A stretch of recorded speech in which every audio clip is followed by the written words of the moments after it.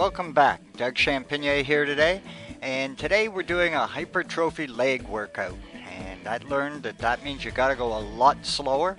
So you can see I've lightened the weight, and even still, it's a lot less secure going down. It's gonna take a while to get used to this, I think.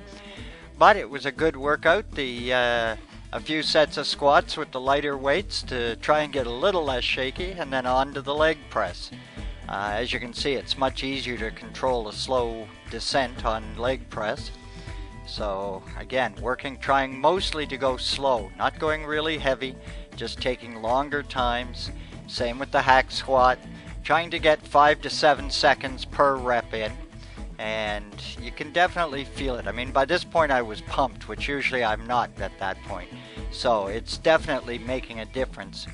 From there, a little bit of isolation work, working the vastus mentalis with leg extensions, and again, trying to keep the negative as slow as possible.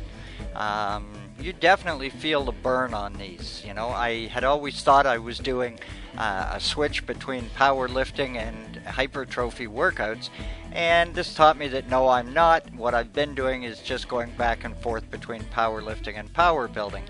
So here I'm working at going slow, using all the weight I can to go that slow, and still get in 12 to 15 reps, and definitely feeling it, as you can probably tell.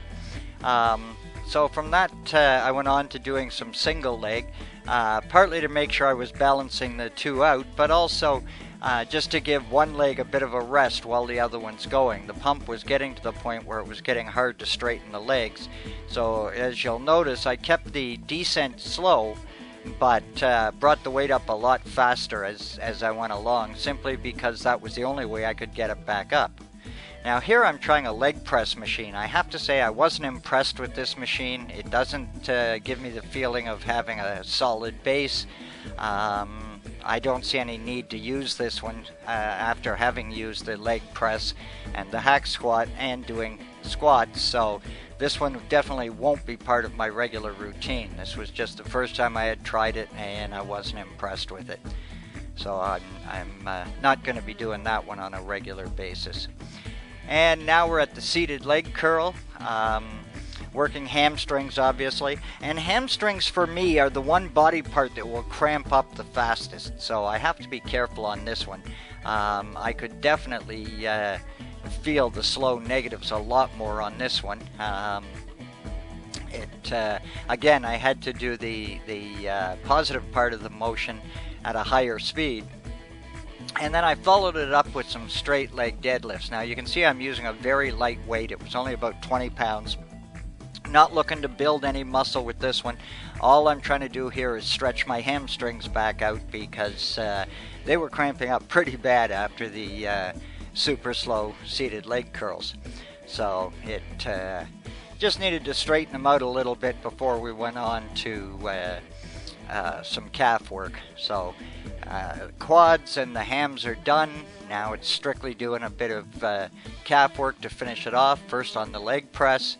Again, just letting the toes come back and then pushing it back up, and then onto the seated calf press. And again, trying to go as slow as I could. Believe me, you're going to get a lot more out of your workouts if you lighten the weight and slow down. I couldn't believe the difference it made. I was working with half the weights that I normally do and really felt it, but to the point where I couldn't even lock out the machine at the end.